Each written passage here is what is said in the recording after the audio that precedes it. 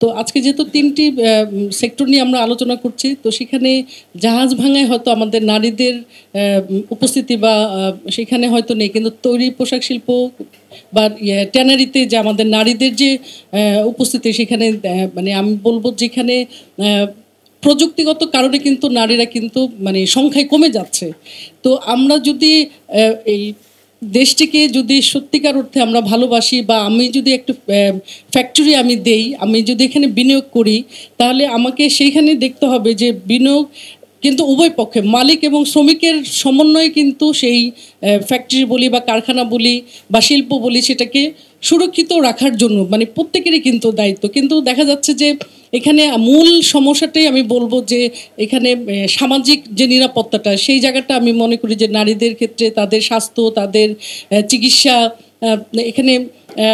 তাদের পরিবার তাদের পুষ্টিরও ব্যাপার আমি বলবো যে নারীদের পুষ্টির বিষয়টাও কিন্তু আমাদের ভাবতে হবে, দেখতে হবে। কারণ সে যদি সক্ষম না থাকে তাহলে কিন্তু সে মানে প্রোডাকশন কিন্তু আসলে সেখানে আসবে না। তো ফলে এখানে রূপান্তর হচ্ছে, আমরা বলছি ন্যায্য রূপান্তর। তো রূপান্তরকে ন্যায্য রূপান্তরিত করার জন্য আসলে আমরা আমাদের প্রত্যেকেরই আমাদের স্টক হোল্ডারদের প্রত্যেকেরই আমাদের আসলে দায়িত্ব। তো আমি বলবো যে এখানে আমাদের আজকে জাতীয় সংলাপ হচ্ছে, কিন্তু আমি মনে করি একটি জাতীয় কমিটি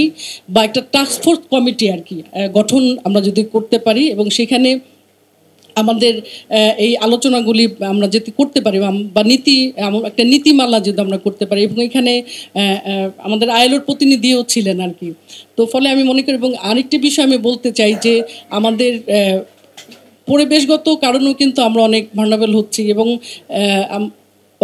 করোনার যে আমাদের সবারই আসলে স্মরণে আছে যে করোনাকালীন সময় যে আমরা কিভাবে মোকাবেলা করেছি এবং করোনাকালীন সময় কিন্তু আমাদের শ্রমিকরা কিন্তু ঘরে বসেছিল না, তারা কিন্তু জীবনের ঝুঁকি নিয়েও কিন্তু তারা কিন্তু কাজ করেছে কিন্তু। তো ফলে আমি মনে করি যে সেটারও একটা আমরা যদি জাতীয় নীতিমালা আমরা যদি করতে পারি, টাস্কফোর্স কমিটির মাধ্যমে যদি আমরা এই কার্যক্রমগুলি আমরা সেটা যদি আমরা এভাবে ভাগ করি যে স্বল্পমেয়াদী, দীর্ঘমেয়াদী, এভাবে করে যদি আমরা কাজগুলো যদি করতে পারি, তাহলে আমি মনে করি যে আজকের এই জাতীয় সংলাপ আসলে সত্যিকার অর্থে রূপ পাবে।